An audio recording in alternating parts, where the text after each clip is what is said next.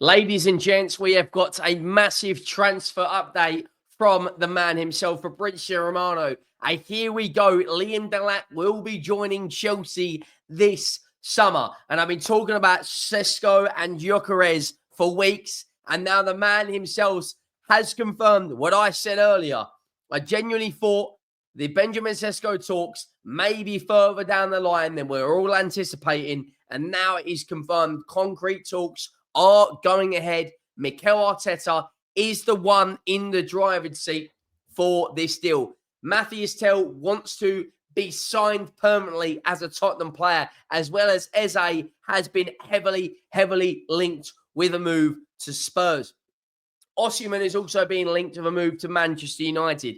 We've got a massive transfer update coming your way. Second one of the day. Make sure you go down, smash this like button to pieces. The second you're watching this video and you see this, go down and obliterate it. Let me know your thoughts on every single transfer story we discuss. Watch the video the whole way through. Even if you're not an Arsenal or Liverpool or Chelsea, whoever you support, smash the like the whole way through and hit that subscribe button. 90% of you who watch the content are not subscribed, so make sure you are subscribed. Now, the big news coming out within the last hour or so, I only saw this about 10 minutes ago, saying that understand Arsenal have started moving initial concrete talks for Benjamin Šeško deal. He's always been high on the recruitment team management. Mikel Arteta's list with attempts to get this done rejected by Leipzig in May 2024 and in January.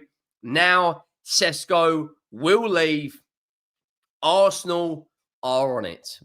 That tells me that little part there, Šeško will leave. Arsenal are on it.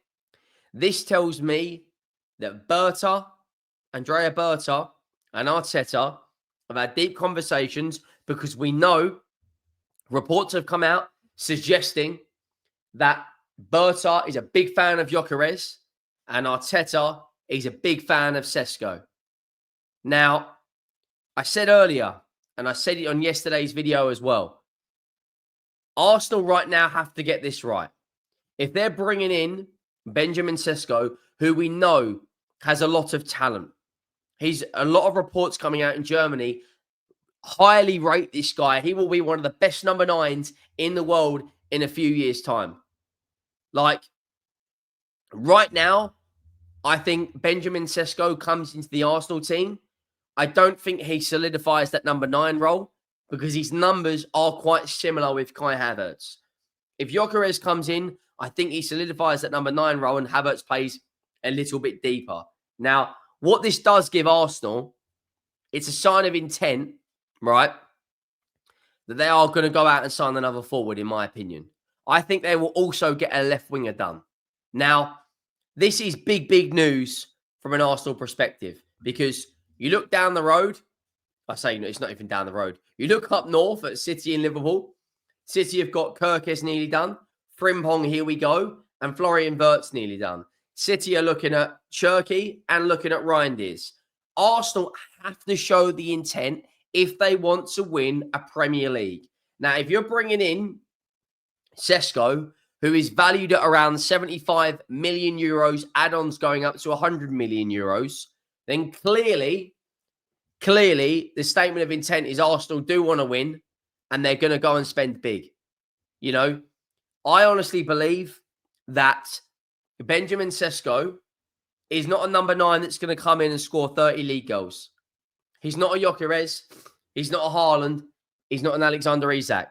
But what he will do is add a lot of play, hold up, movement, finishing. Aerial ability is very good. He will get others involved into the box. Gyökeres is a creative player, but his best attribute is his finishing. His one-on-one finishing, his 18-yard box, clinical movement, bang, in the back of the net. People in Germany have said that Šeško's all-round package, he's as a player, he will be better than Gyökeres. The thing is, Arsenal aren't in a position right now to not go and win league titles. They have to. You absolutely have to go out there now and win league titles, because You look at what Chelsea are doing. We're going to get onto Chelsea in a minute. But you look at their intent. They want to go and win. Chelsea want to go and win 100%, right? With the amount of money they've spent. We could talk about the signings all we want, Delap, this player, that player, but they want to win. They just might not have a clever enough director of football. Arsenal, Zubimendi, Šeško, Rice, Saka, Gabriel, Saliba, Lewis Skelly, they're building. But like Thierry Henry said on the overlap, how high do you want that building to be before you get over the line? And they have to get over the line this season coming up. But it's massive, massive news. I honestly believe that, according to Fabrizio Romano, right, that, you know, we know how down the line this is. Florian Plettenberg has also quote tweeted his tweet. And bearing in mind, this guy is the #1 transfer journalist when it comes to German news. Has quote tweeted saying, Arsenal and Benjamin Šeško, deal on, Mikel Arteta wants him. So listen, as you can see, the tweet he's quote tweeted, it says, Michel Schäfer and Andrea Berta are in contact while Arsenal are monitoring other strikers such as Victor Gyökeres, and their pursuit of Šeško is serious. So it looks like they want Benjamin Šeško done and dusted. That is their number 9. This could be a smokescreen. They could out of nowhere go and sign Gyökeres. But my gut feeling tells me that they will go and sign Benjamin Šeško. Speaking of another striker, Liam Delap. Here we go from Fabrizio Romano. He rejected proposals from Nottingham Forest, from Newcastle, from Everton, and from Manchester United. And there was a here we go.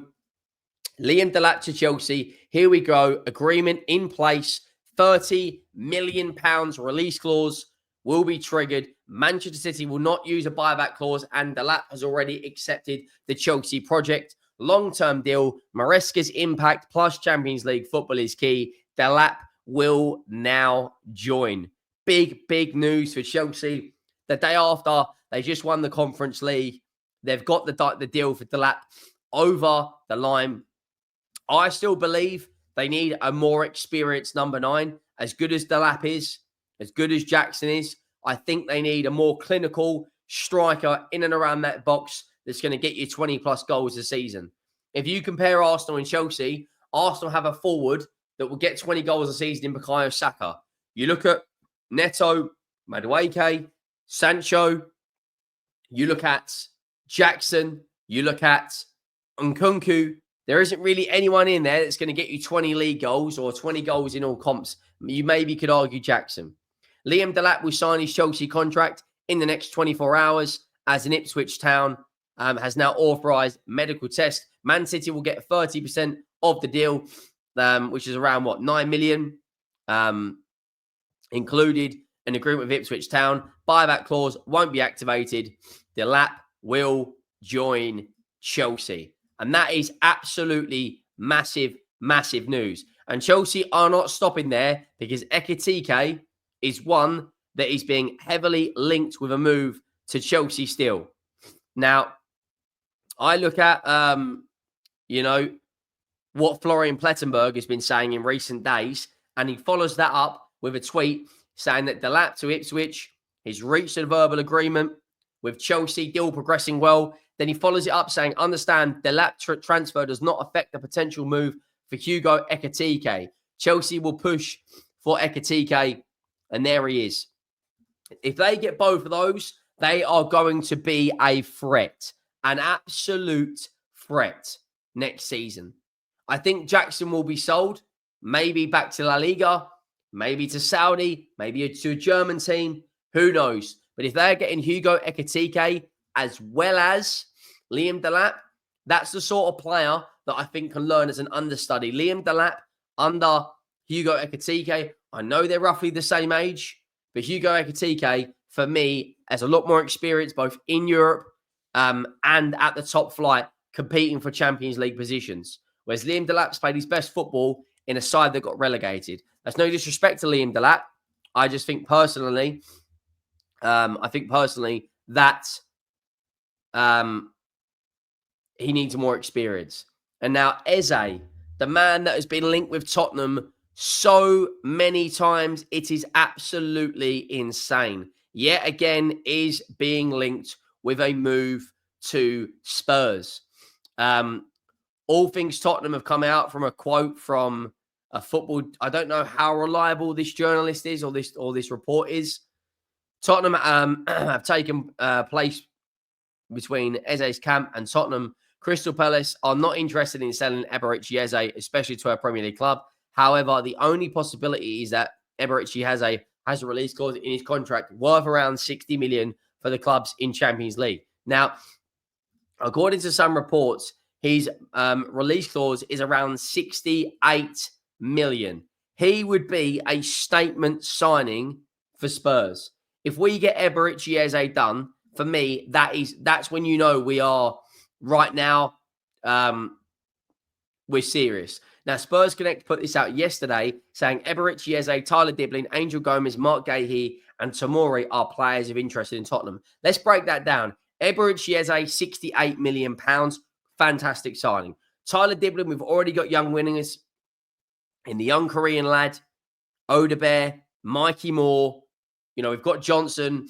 It's not happening. Angel Gomez on a free for me would be a very, very good signing. Can play in a double pivot with Bergvall. I know everyone keeps saying he's quite small, but I think there's ability there, right? Mark Gahey would be a fantastic addition to the squad, especially if Christian Romero goes. Tomori, we're linked with this guy every single transfer window. And as it stands right now, I don't feel that it is realistic. I think Tomori, Gomez, and Eze, if we bring those three in for around 100 million, Eze, Gahey, and Gomez, and then you look at Jonathan David on a free as well.